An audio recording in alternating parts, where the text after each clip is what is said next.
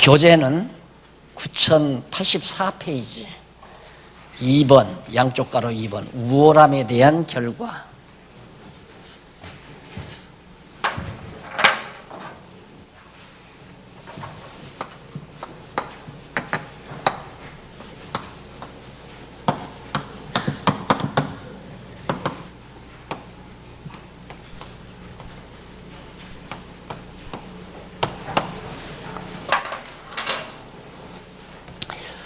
히브리서 2장은 천사보다 우월하신 예수님인데, 예수님이 천사보다 우월한데 천사보다 우월한 결과가 무엇이냐에 대한 내용입니다. 1장은 천사보다 우월한 증거를 확인했고요. 그런데 지난 주일에 우리가 들은 말씀대로 천사보다 우월한 증거를 히브리 기자가 설명하면서 구약을 근거로 쫙 되는 모습을 여러분 아마 보셨을 겁니다. 그러니까 구약이 신약 히브리서를 증거하는 가장 중요한 근거 자료가 됐다. 증거 자료가 됐다. 구약에서 뒷받침하지 아니하면 신약의 진리가 될 수 없다는 것을 1장에서도 한번 확인한 사실입니다. 오늘 2장 역시 그러면 천사보다 우월하신 예수님이 천사보다 우월함에 대한 그 결과가 어떻게 나타나는가에 대한 내용인데, 거기 중간쯤 보면 교재 84페이지 중간쯤 줄바꾼 데 보시면은 세 번째 패러그래프입니다.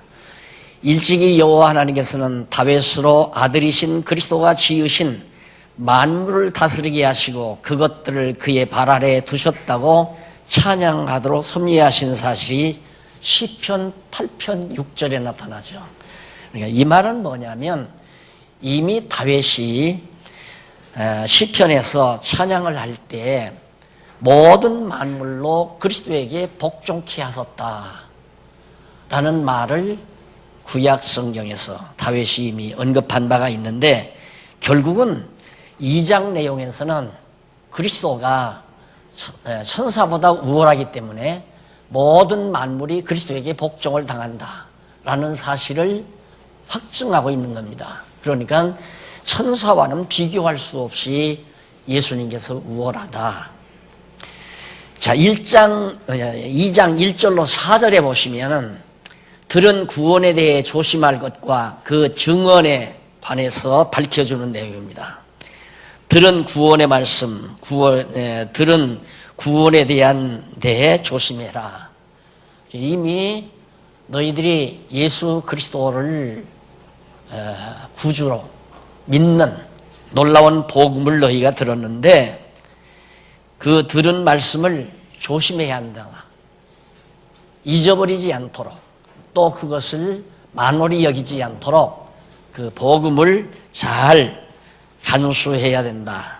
그러면서 그 증언에 대해서 밝혀주죠. 그러므로 모든 들은 것은 나오죠. 2절에 그러므로 모든 들은 것을 우리가 더욱 간절히 삼갈지니 혹 흘러 떠내려갈까 염려하노라. 예수 그리스도에 대해서 들은 복음의 말씀을 잊어버리고 등한히 여겨 그냥 잊어버리지 않도록, 그리고 천사를 숭배하거나 구약의 율법대로 신앙을 가지는 어리석은 일이 있어서는 안 된다. 그래서 조심해야 된다 그 말이죠. 천사들로 하신 말씀이 견고하게 되어 모든 범죄함과 순종치 아니함이 공본된 보응을 받았거든 우리가 이같이 큰 구원을 등한히 여기면 어찌 피하리요. 이 구원은 처음에 주로 말씀하신 바요 들은 자들이 우리에게 확증한 바니. 만약 하나님도 표적들과 기사들과 여러 가지 능력과 및 자기의 뜻에 따라 성령을 나눠주신 것으로서 저희와 함께 증거하셨느니라. 모세 때 천사들로 말씀하신 그러니까 율법이죠. 앞에서 말한 그 율법을 범해서도 그 말씀이 율법의 말씀이 견고하게 돼서 모든 범죄함과 율법을 범하는 일들을 그대로 놔두지 않고 순종치 아니한 자들에게 공평한, 정당한, 마땅한 형벌이 가해지도록 했다. 그런데 하물며 천사들로 전해진 것이 아니라 예수 그리스도를 통하여 직접 전해진 복음 진리를 너희가 등한히 여긴다면 얼마나 큰 형벌이 있을 건가를 너희들이 꼭 명심해야 된다. 그러니까 히브리서를 지금 대하는 대상자들이 계속해서 율법주의로 빠져들어가는 거거든요. 그리스도를 영접했다가 다시 옛날로 돌아간다 그 말이에요. 이게 왜 그러느냐면 인간은 쉬운 쪽을 택해요. 쉬운 쪽을. 그러니까 복음은 상당히 깊이 있는 진리란 말입니다. 그런데 율법은 이렇게 해라, 안 하면 망한다, 이래라 복 받는다, 저래라 망한다, 죽는다, 이렇게 단순하단 말입니다. 그리고 인간은 자연스럽게 도덕성을 지니고 있기 때문에 그런 율법적인 요소로 쉽게 빠져들어간다 이 말이에요. 그래서 히브리서 기자가 정말 너희가 받은 이 복음은 온갖 하나님의 놀라운 능력에 의해서 표적들과 기사들과 여러 가지 능력과 및 자기 뜻을 따라 성령을 나눠주신 것으로서 저희와 함께 증거한 복음 진리를 등한히 여겨서는 안 된다. 조심해야 된다. 라고 바로 4절까지 해서 밝혀줬습니다. 그 다음 이제 5절부터 그 이하 쭉 넘어가 보면 9절까지, 5절부터 9절까지는 세상이 복종할 아들이 잠깐 낮아진 사연에 대해서 알려줘요. 온 세상이 누구에게? 아들에게, 예수 그리스도에게 복종한다고 말이에요. 얼마나 위대한지 아느냐? 천사에게 온 세상이 복종하지 않지 않느냐? 그러나 온 세상은 그리스도에게 복종한다. 하나님께서 천지 만물을 창조해 놓으시고 첫 아담에게 이 모든 것을 다스리라고 그랬죠. 복종시키라고 말입니다. 다스리라는 말은. 그런데 아담이 그 놀라운 하나님의 은총을 상실하게 됐죠. 타락함으로 인해서. 그러나 둘째 아담은 그 놀라운 하나님의 은총을 받아 누리는 겁니다. 아들이신 예수 그리스도가 온 천하를 지배하고 다스리는 이 놀라운 역사를 지금 여기서 밝히면서, 그런데 그렇게 위대하신 예수 그리스도께서 잠깐 낮아지셨다. 잠깐 동안이란 말은 이 땅에 오셔서 33년 동안 사셨잖아요. 그러니까 말구유에 태어나서서 온갖 시련을 겪다가 3년 동안 공생에 들어와서도 동네 사람들로부터, 당시의 종교 세력들로부터 온갖 비난과 야유와 핍박과 조롱을 한 몸에 받으시고 결국에는 십자가에 못 박혀 죽으신 다음 3일 만에 부활하시는 역사를 하셨죠. 그렇게 잠시 낮아지신 사연에 대해서 일일이 밝혀주는 것이 5절로부터 그 이하에 나와요. 한번 잠깐 읽어보십시다. 5절에 보면 하나님이 우리의 말한 바 장차 오는 세상을 천사들에게는 복종케 하심이 아니라 오직 누가 어디 증거하여 가로되 사람이 무엇이고 한데 주께서 저를 생각하시며 인자가 무엇이고 한데 주께서 저를 권고하시나이까. 저를 잠깐 동안 천사보다 못하게 하시며 영광과 존귀로 관수시며 만물을 그 발 아래 복종케 하셨느니라. 그러니까 예수님이 33년 동안은 천사만 못됐어요. 왜? 우리 인간처럼 저주받은 인간의 모습으로 이 땅에 오셨기 때문에 잠깐 동안 낮아진 상태에서는 천사보다 못했다 할지라도, 그러나 당장 하나님께서는 부활의 영광과 함께 그를 높이셔서 정말 영광과 존귀로 관을 씌우시고 모든 만물들로 그에게 복종하게 만들어 주셨다라고 바로 지금 구약 성경에 기록된 귀한 말씀을 통해서 거기서 밝혀주고 있는 겁니다. 그래서 이 말씀은 결국 구약 성경에 근거해서 예수 그리스도는 낮아지셨다가 높아지신 분이다.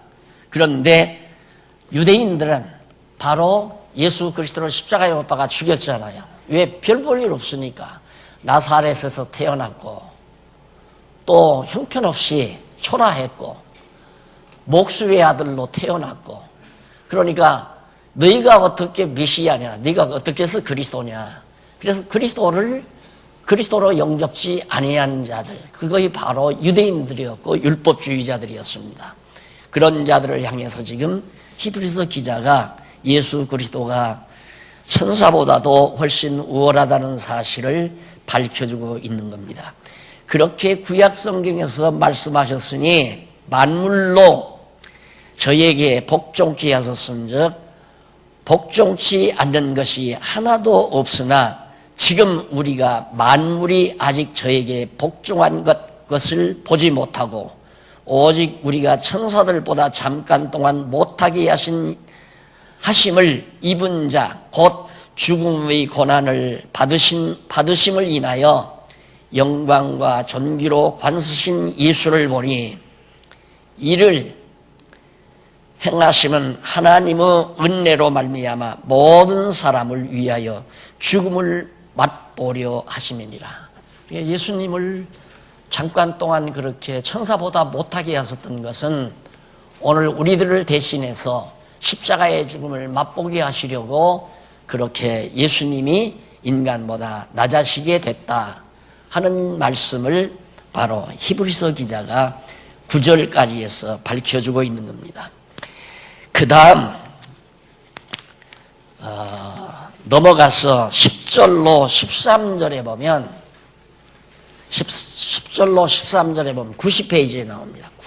9090페이지 10절로 13절 많은 아들이 온전케 되어 형제와 자녀된 근거를 알려줍니다. 그렇게 예수님 한 분이 십자가에 못 박혀 죽으셨다가 부활하심으로 어떻게 됐는가? 많은 아들이 온전케 됐다. 오늘 우리들이 택한 백성, 오늘 우리들이 온전한 자가 됐다. 그래서 거룩한 백성이 됐다 이거예요. 그래서 형제와 자녀, 그리스도와 우리가, 예수님과 우리가 형제가 되고 또 예수님이 하나님의 아들이듯이 우리들도 하나님의 아들이 되고, 그러니까 예수 그리스도를 통하여 잠시 동안 낮아지신 예수님을 통하여 나도 형제가 되고 나도 자녀가 됐다. 누구의? 하나님의. 하나님 안에서 그리스도와 형제가 됐고 하나님 안에서 하나님의 자녀가, 예수님이 하나님의 아들이듯이 오늘 우리도 하나님의 아들이 됐다. 이 말은 예수와 우리가 한 몸이 됐다는 얘기입니다. 예수와 우리가 한 몸이 됐으니까 예수 그리스도가 아들이면 나도 아들이고 예수님 안에서는 그리스도와 내가 같은 형제가 되졌다. 이런 놀라운 사실을 알려주는 내용이 10절부터 나와요. 잠깐 읽어보고 지나가십시다. 만물이 인하고 만물이 말미암은 자에게는 많은 아들을 이끌어 영광에 이르게 하시는 일에 저희 구원의 주를 고난으로 말미암아 온전케 하심이 합당하도다 라는 말씀이 나와요. 그런데 거기 만물을 인하고란 말이 나오죠. 만물을 인하고 91페이지에 보면 9091페이지 위에서 세 번째 줄 중간에 보시면 만물이 인하고라는 말은 헬라어로 나오는데 이는 만물의 근원이 되시는 하나님이라는 뜻이에요. 만물의 근원이다. 만물이 인하고란 말은 만물의 근원이다. 그러니까 예수 그리스도께서 만물의 근원이라는 뜻이에요. 그리고 만물이 말미암은 자에게, 만물이 말미암은 자에게 무슨 뜻인가? 그 뒤에 다섯 번째 줄 나오죠. 91페이지 위에서 다섯 번째 줄, 만물이 말미암은 자에게란 말은 만물을 창조하신 하나님이라는 뜻이에요. 만물을 창조하신 하나님. 그러니까 그 말은 무슨 뜻이냐면 만물의 근원이 되시고 만물을 창조하신 하나님, 만물의 근원이신 하나님과 만물을 창조하신 하나님이다. 그러니까 모든 만물이 하나님께로부터 나와서 하나님으로 말미암아 섭리되고 모든 만물이 다 하나님에 의해서 섭리된다 이 말이야. 바닷물이 흐르거나 바람이 불거나 지구가 돌거나 우주 전체가 움직이는 모든 것들이 하나님에 의해서 다 운행되고 이 모든 만물들이 하나님에게로부터 다 나온 것이다. 그런 뜻으로 지금 히브리서 기자가 밝혀주면서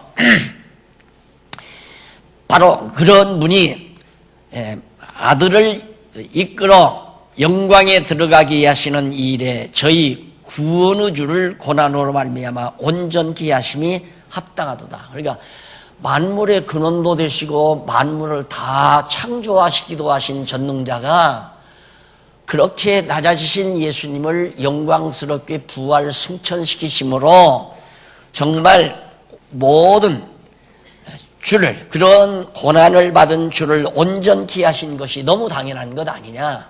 그러니까 예수 그리스도를, 아주 낮아신 그리스도를 영광의 주로 하나님께서 회복시켜 주셨다라는 얘기예요.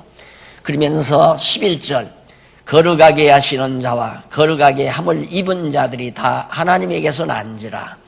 거룩하게 하시는 자는 그리스도를 말하는 거죠. 우리 죄를 다 용서해 주시고 대속해 주심으로 우리 거룩하게 하십니다.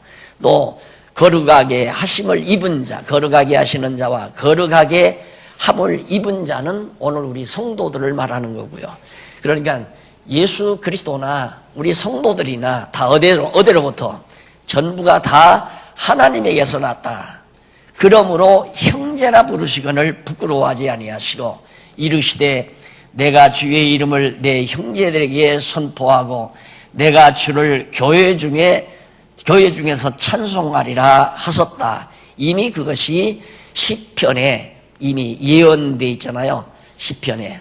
그러니까 우리를 형제로 부르실 것을 이미 시편에서 예언한 말씀을 그대로 이루어 주셨다.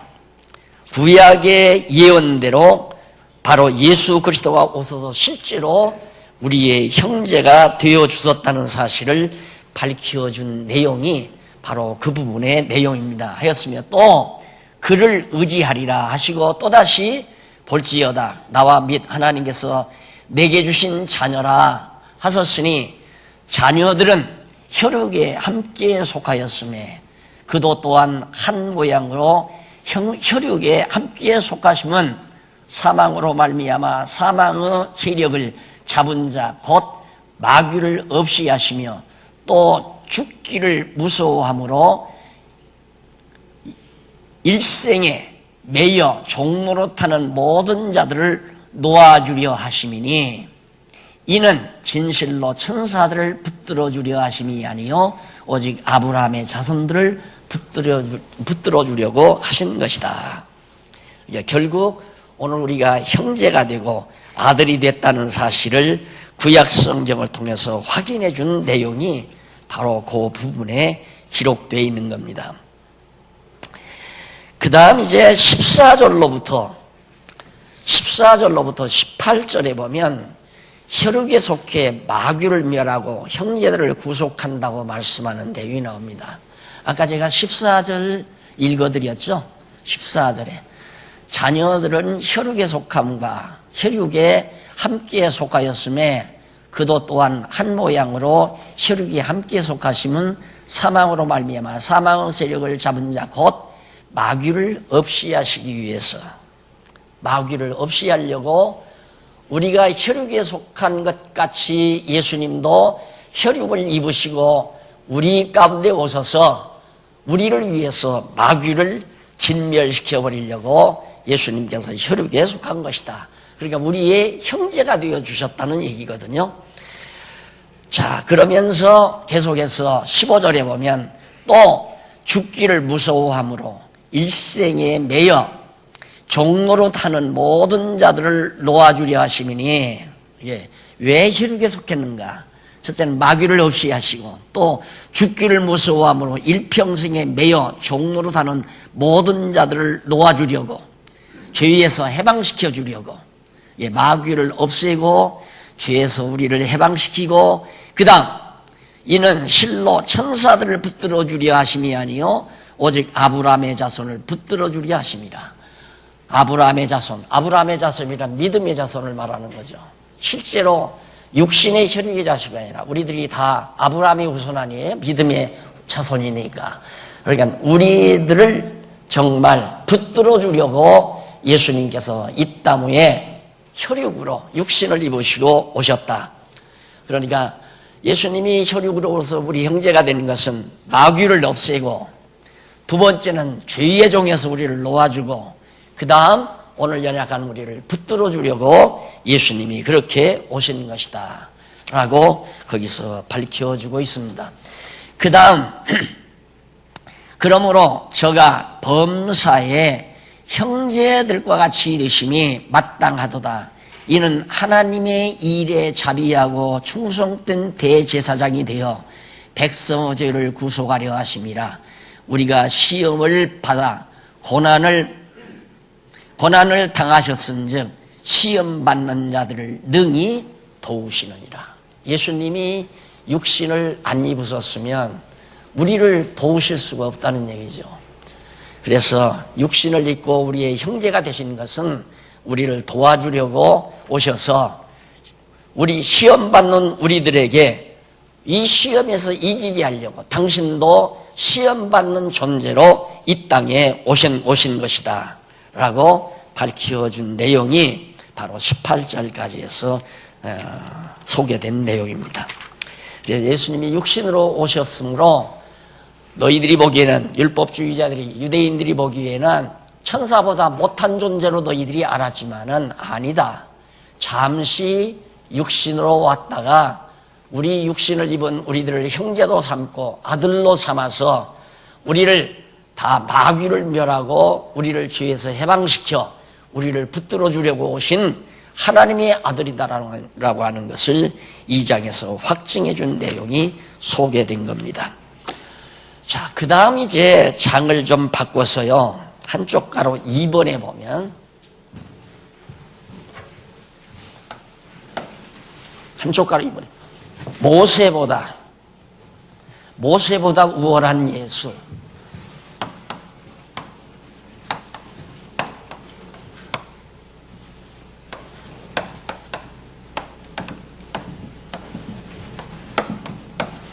이쪽 앞부분에서는 천사보다 우월한 예수에 대해서 설명을 했잖아요.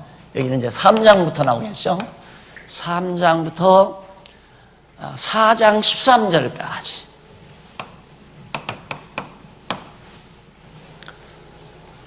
그러니까 유대인들의 특성이 뭐냐면 예수를 경멸하는 거거든요. 예수 형편없는 이단자다. 그러니까 유대인들 가운데서 서로 예수를 믿었다가도 계속해서 유대인들이 예수를 멸시하니까 혹시나 해가지고 다 넘어간다 이 말이에요. 그래서 유대인 편을 든다. 그래서 어떤 자는 예수도 믿고 유대인의 율법도 따르고 그래서 이것도 아니고 저것도 아닌 신자들이 자꾸만 생기면서 계속 거짓 선생들, 유대인들이 거짓 선생이거든요. 이들이 와서 바울에게 복음을 들은 자들을 자꾸 유혹해서 넘어뜨리고 하니까 지금 이 히브리서를 기록하게 된 거란 말입니다. 속지 말아라. 거짓말이다. 천사보다도 예수가 훨씬 우월할 뿐만 아니라 유대인들이 생각하는 모세, 유대인들에게서는 모세가 대단한 인물이죠. 왜? 애굽에서 민족을 이끌고 초대 영도자로서 애굽에서 해방시킨 자니까 대단한 인물이란 말입니다. 그래서 유대인들은 모세를 우리나라 사람들이 왜 단군 할아버지 그러잖아요. 그러듯이 유대인들도 모세를 그 정도로 높이 평가를 한다 이 말입니다. 그래서 모세의 말이다 하면 그냥 껌뻑 죽는 그런 정도의 신앙을 유대인들이 가지고 있었기 때문에 아니다. 너희들은 모세를 우월하게 생각하지만은 모세보다도 예수님이 훨씬 우월한 존재다 하는 것을 역설하는 것이 3장부터 소개되어 나와요. 그럼 한번 거기 첫 번째는 우월함에 대한 증거예요.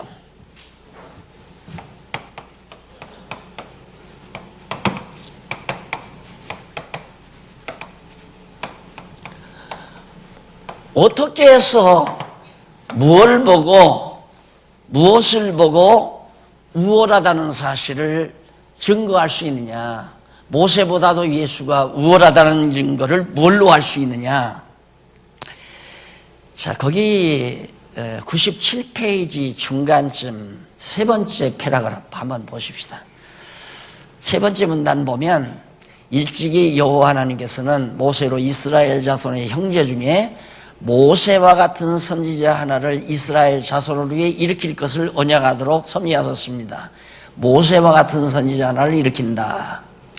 그런데 여기서 모세와 같은 선지자란 말은 모세와 비슷한, 그러니까 모세는 이스라엘 백성들의 영도자인데 이건 그림자고 모형이란 말입니다. 그러니까 그림자나 모형이 아닌 실제가 누구냐면 오늘 택한 백성들을 죄에서 이끌어낼 예수 그리스도를 지금 의식하면서 지금 이 말씀을 하는 거예요. 그러니까 모세보다는 훨씬, 모세는 애굽에서 백성들을 이끌어낸 자지만 예수 그리스도는 오늘 택한 백성들을 죄와 사망의 법에서 해방시킨 자 아니에요. 그러니까 비교가 안 되는 거죠. 상대가 안 되는 거예요. 그래서 바로 구약에서 이렇게 예언한 대로 역사하는데 한번 3장 1절로 6절 보실까요? 3장 1절에서 6절에 보면 모세는 사환으로, 사환이라는 말은 신분을 많은 사람 아니에요. 사환, 종. 그러니까 회사에도 사환이 있잖아요. 종. 그러니까 모세는 사환으로, 예수는 아들로 충성했다. 예수님은 아들이라면 모세는 그 집의 종이다, 사환이다. 비교가 안 되도록 모세보다도 우월하다는 것을 밝혀주는 내용이 6절까지 소개되고 나옵니다. 그럼 3장 1절에서 6절까지 한번 읽어보십시다. 그러므로 함께 하늘의 부르심을 입은 거룩한 형제들아, 우리의 믿는 도리의 사도시며 대제사장이신 예수를 깊이 생각하라. 저가 자기를 세우신 이에게 충성하기를 모세가 하나님의 온 집에서 한 것과 같으니 저는 모세보다 더욱 영광을 받을 만한 것이 마치 집 지은 자가 그 집보다 더욱 존귀함과 같으니라. 집마다 지은 이가 있으니 만물을 지으신 이는 하나님이시라. 또한 모세는 장래에 말할 것을 증거하기 위하여 하나님의 온 집에서 사환으로 충성하였고 그리스도는 그 집에 맡은 아들로 충성하였으니 우리가 소망의 담대함과 자랑을 끝까지 견고히 잡으면 그의 집이라. 그러니까 예수 그리스도는 아들로 하나님의 집에서 충성한 자고 모세는 사환으로 충성한 자다. 그런데 어떻게 모세가 예수보다도 우월하다고 생각하느냐? 모세보다도 예수가 훨씬 더 우월하다. 이것을 입증해 주고 있는 것이 6절까지 내용이에요. 그 다음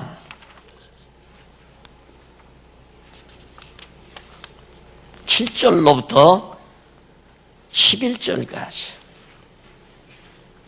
7절로부터 11절까지 9100페이지에 보시면 하단에 나와요. 예수가 모세보다 우월하다는 성경적 근거에 대해서 밝혀줍니다. 진리는 성경의 근거가 있어야 돼요. 그래서 가만히 이 성경의 논법을 보면 구약의 근거는 신약에서 찾고 신약의 근거는 구약에서 찾고 그렇게 돼 있어요. 그러니까 구약의 언약 아니에요? 언약. 신약의 성취죠. 언약은 엄밀히 말하면 이론이에요. 이론. 성취는 사실이고 역사적 사실. 이루어졌으니까 역사적 사실 아니에요. 예, 언약은 말로 약속하는 거니까 이론이라고 할 수 있고, 어떤 이론이든지 그 이론이 역사적 사실화되면 진리다, 이 말이에요. 참이다. 그래서 확정된다 이 말이거든요. 그러니까 어떤 말이든지 말만 믿으면 안 돼요. 말만 하는 것을 가지고 믿으면 안 된다. 그건 어리석은 거죠. 말만 믿으면. 그러니까 이론적으로 그렇게 들으면 그럴듯해요. 나는 뭐 자기가 범죄해놓고 예를 들어서 은행을 털어서요, 3일 전 은행을 털어놓고 그거 나는 절대 그 은행 내가 털지 않았다. 그걸 이론적으로 증거를 했는데 나는 5일 전에 내가 출국을 해서 필리핀에 가가지고 머물렀다가 어젯밤 비행기로 입국을 했습니다. 이론적으로 맞구나. 저 사람은 은행 턴 사람이 아니구나. 얼마든지 그 말만 믿고 믿으면 진짜 범인을 범인이라고 못 잡는 거죠. 그럼 그것이 사실인가? 참으로 저 사람은 5일 전에 출국했다가 어젯밤 비행기로 귀국을 한 사람인가? 그럼 공항에 가서 다 확인해 보면 알 거 아니에요. 아니다 이 말이에요. 비행기 탄 적도 없고 귀국한 적도 없고. 그러면 결국에는 그 사람의 이론이 거짓이라는 게 드러나잖아요. 언제나 여러분들이 그걸 꼭 명심하셔야 됩니다. 바울의 말을 듣고도 말 가지고는 안 믿잖아요. 바울이 말을 해도 그 말을 믿지 말아야 된다 이 말입니다. 어떻게 믿어야 되느냐? 그것이 성경적인가를 확인해야 돼요. 그것이 성경적인가를. 그래야 여러분들이 진리를 지켜나갈 수 있다 이거예요. 그냥 말만 들으면 다 믿어버리고 말만 들으면 다 옳다고 따라버리니까 그러니까 혼란이 오는 거예요.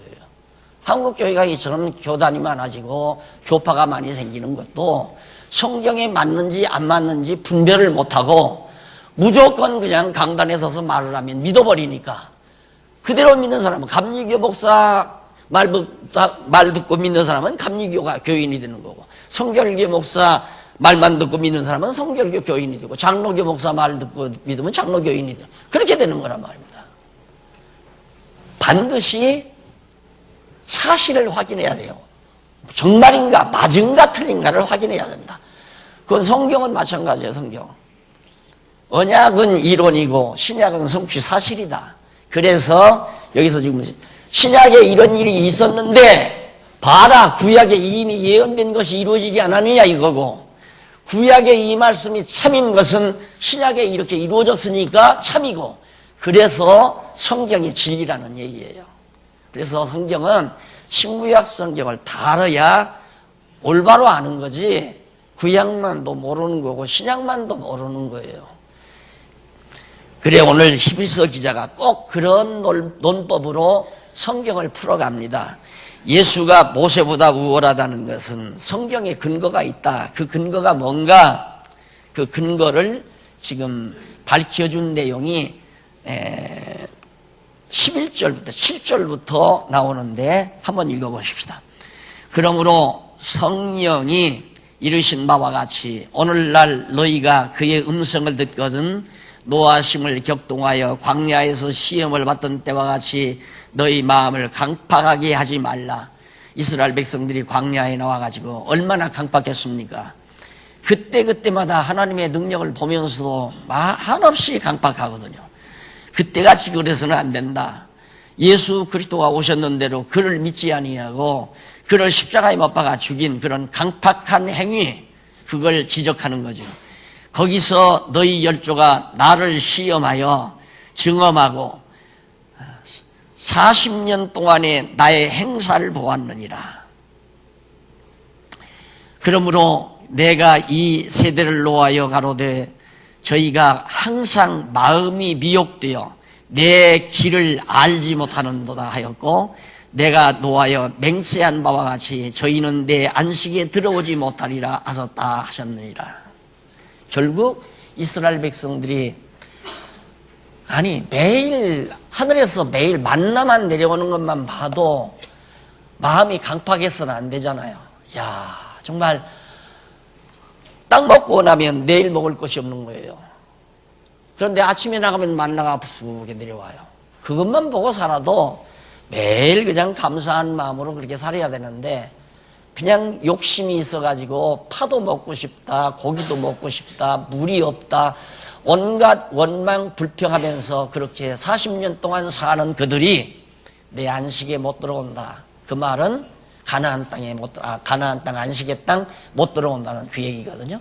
그래서 결국 이스라엘 백성들이 광야에서 강팍한 마음으로 살다가 안식을 얻지 못하고 결국 광야에서 죽었던 모습을 여기서 다시 상기시킨 내용이 바로 이 부분의 내용입니다. 그 다음 이제 넘어가서 3장 12절로 15절에 보면 믿지 않는 악심을 품거나 강팍하게 되지 말 것을 당부합니다. 아무리 그게 아니라고 해도 안 믿는 사람이 있죠? 절대 그거 아니에요. 그런 일이 없어요. 그래서 아주 절대 안 믿어요. 안 믿고. 그건 그만큼 자기 마음이 강팍하니까 그런단 말입니다. 자기 마음이 강팍하니까. 마음이 강팍하지 않은 사람들끼리 만나게 되면 말을 하면 서로 믿어줘 버려요, 그냥. 그래요? 나 참 그걸 몰랐네요. 그렇군요. 하고 믿어주는데 이 사람은 마음이 강팍해요. 왜? 돈 떼먹으려고 하니까 마음이 강팍하단 말입니다. 이 사람은 마음이 강팍하지 않아요. 강팍하지 않은 사람과 강팍한 사람이 만나서 대화를 하게 되면 하나에서 10가지 다 부정을 해버려요. 아무리 옳은 말을 해도 거짓말이라고 다 단정을 해버려요. 그것이 바로 강팍한 마음을 가진 증거입니다. 내가 마음이 강팍한가 강팍하지 않은가를 알려면 물론 거짓말하는 사람 말을 믿어서는 안 되죠. 거짓말이 아니고 참말을 하면 참말을 참말로 들을 수 있으면 마음이 강팍하지 않은 거예요. 근데 아무리 참말을 해도 참말을 참말로 듣지 않는 것은 그 사람이 하는 말이 참말이 아니기 때문에 안 믿는 게 아니라 내 마음이 강팍하기 때문에 남의 말을 믿지 않는다 이 말이에요. 왜? 나도 저 사람을 속여먹으려고 하는 강팍한 마음 가졌으니까 저 사람도 나를 속일 거라는 생각을 하는 거거든요. 그래서 사람을 믿지 못하는 거예요. 자, 이래서 이스라엘 백성들이 그렇게 계속해서 아무리 옳은 말을 지금 히브리서 기자가 말을 해도 안 믿어줘요. 믿지를 않아요. 그 12절 한번 보실래요? 12절. 3장 12절에 보면 형제들아 너희가 삼가 혹 너희 중에 누가 믿지 아니하는 양심을 품고 악심을 품고 믿지 아니하는 악심을 품고 살아계신 하나님에게서 떨어질까 염려할 것이요. 하나님에 대해서 아무리 옳은 말을 해줘도 안 믿고 믿음에서 떨어질까 염려해라. 오직 오늘이라 일컫는 동안에 매일 피차 권면하여 너희 중에 누구든지 죄의 유혹으로 강팍해 됨을 면하라.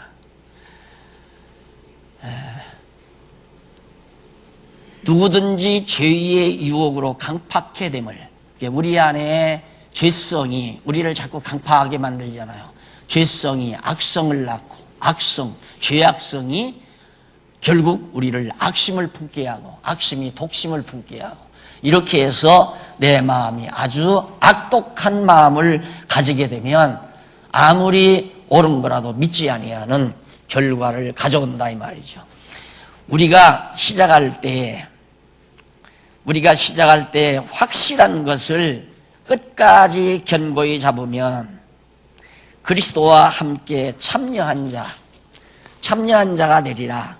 성경에 일렀으되 오늘날 너희가 그의 음성을 듣거든 노하심을 격동할 때와 같이 너희 마음을 강팍해 하지 말라. 결국 믿지 아니하는 불신앙은 마음이 강팍해져서 믿지 아니한다. 하나님에게서는 하나님과 우리 사이는 더 말할 것도 없죠. 그러니까 강팍한 사람들이 하나님을 믿을 리가 없어요. 근데 인간과 인간끼리도 그렇습니다. 강팍한 사람하고는 친구가 불가능하잖아요. 강팍한 사람은 항상 친구를 만나면 그 친구를 이용할 생각만 하니까 내가 어떻게 저 친구를 이용하나, 호시탐탐 적당한 기회에 한탕 해먹으려는 생각을 늘 가지는 그런 사악한 마음을 가진 자와는 친구였다가는 큰 봉변을 당하잖아요. 그래서 하나님과 우리 사이도 마찬가지입니다.